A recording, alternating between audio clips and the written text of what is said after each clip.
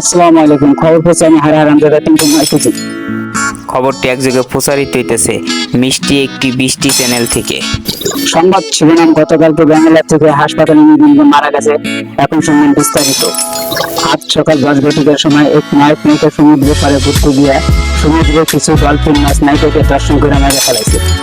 নায়ক সহ শতাধিক মানুষও কত চেষ্টা করে পারেনি ডলফিনের হাত থেকে নায়িকাকে বাঁচাতে। সমুদ্রের পাড়ে শতাধিক কুকুর এই ঘটনা দেখে না সইতে পারিয়া বাঘের আদালতে মামলা দায়ের করছে। এখন আমরা চলে যাব সরাসরি সমুদ্রের কিনারে। ওখানে আমাদের সাথে আছেন ক্যামেরাম্যান সাগলের সহকর্মী সাগলের নায়ক জনাব আলমগীর সাহেব। হ্যালো আলমগীর সাহেব।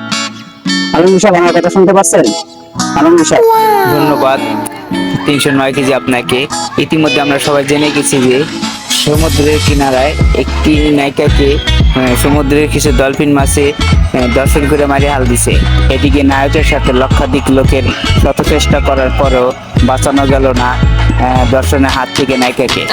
এদিকে আরেকটি পাওয়া খবরে জানতে পারা গেছে যে নায়িকা ডলফিনের সাথে স্বইচ্ছায় দর্শনের শিকার হয়েছে।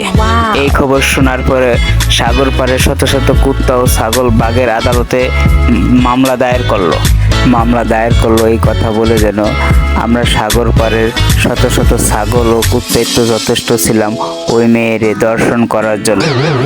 ওরও কেন সাগরের ডলফিন মাছে ওই মেয়েকে দর্শন করলো। ডলফিন মাছের নামে কঠোর থেকে কঠোর বিচার চাই। বাঘ আদালত থেকে এই নির্দেশনা এলো যে এই গ্রাম থেকে কোনো বিড়াল যেন দেশের বাইরে না পালাতে পারে।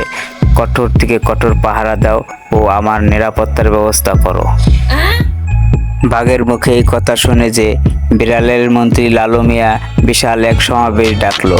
সেই সমাবেশে বলল এই কথা যে তোমরা কেউ ছোটাছুটি করো না, পালিয়ে যেও না, তোমাদের যাহা কিছু আছে তাই নিয়ে প্রস্তুত থাকো, কুত্তার মোকাবেলা করতে হবে।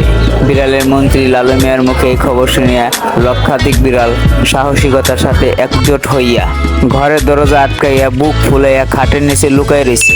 এই ঘটনা দেখতে পাইরা বিড়ালের নেতা নেতানিয়াহু মহিষের আদালতে মামলা দায়ের করছে।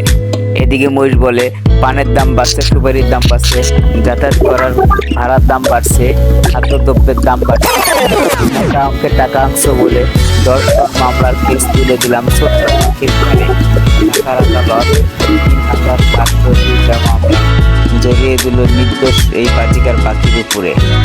ঢাকার আদালত থেকে শুনানি দেওয়া হলো যে এই বাজিকার পাখিকে 14 দিনের ফাঁসি দেওয়া হবে। প্রিয় বন্ধুরা, আপনাদের সাথে এখন কথা বলবে এই ময়না পাখিটি। ময়না পাখি তুমি বলে দাও বন্ধুদেরকে, আমার কথা তো বন্ধুরা শোনে না। এই ভিডিওটি যারা দেখবে ও দেখছে আর যারা দেখবেন তারা যেন একটি লাইক, একটি সাবস্ক্রাইব, একটি শেয়ার করে দেয় আর বেশি বেশি করে আমাদের ভিডিও বানানোর জন্য উৎসাহিত করে। প্রিয় বন্ধুরা, ধূমপান ও মাদক ছাড়ুন, দেশ বাঁচান ও আপনার ছোট ভাইদেরকেও বাঁচতে দিন। নিজেকে ভালোবাসুন। আল্লাহ হাফেজ, আল্লাহ হাফেজ, আল্লাহ হাফেজ।